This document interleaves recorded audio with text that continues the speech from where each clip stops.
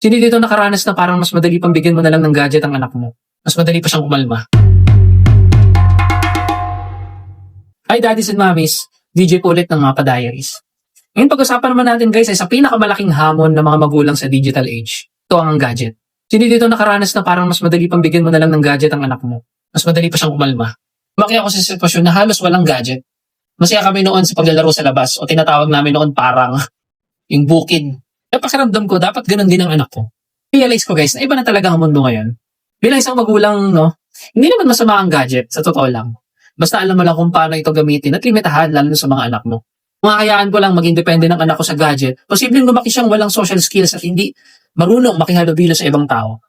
Gusto ko lumaki ang anak ko na responsable, balance sa gadget, at syempre sa outdoor activities. Kasi gusto kong makihalubilo siya sa ibang mga bata.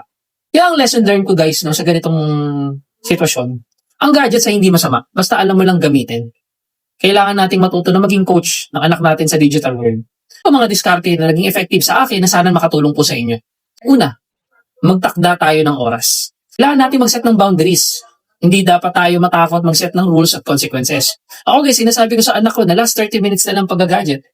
Siyempre, nung una may hesitation, ayaw niya sumunod. Pero nasanay naman na siya. Pangalawa, maging modelo o role model tayo. Maging role model tayo sa anak natin.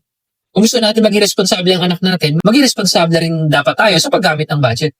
Huwag tayong buong maghapon na nakaharap sa cellphone, mommies and daddies. Pangatlo, hanapin natin ang balance.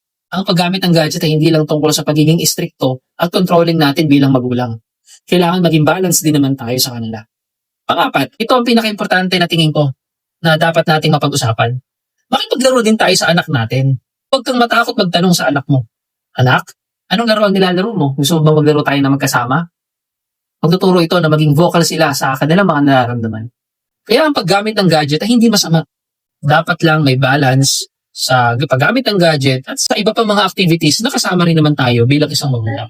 Kaya ikaw, mami and daddy, paano mo tinutulungan ang anak mo na maging responsable sa paggamit ng gadgets? I-share mo naman yung mga tips mo para makatulong ka rin sa iba. Magkakaroon po ng free webinar ang Gene and Jen Parenting sa darating na February 6, Friday 7 to 8 p.m. Ang title po ng usapin natin, Parents, Usap Tayo, A Guide to Fighting Child Depression Together.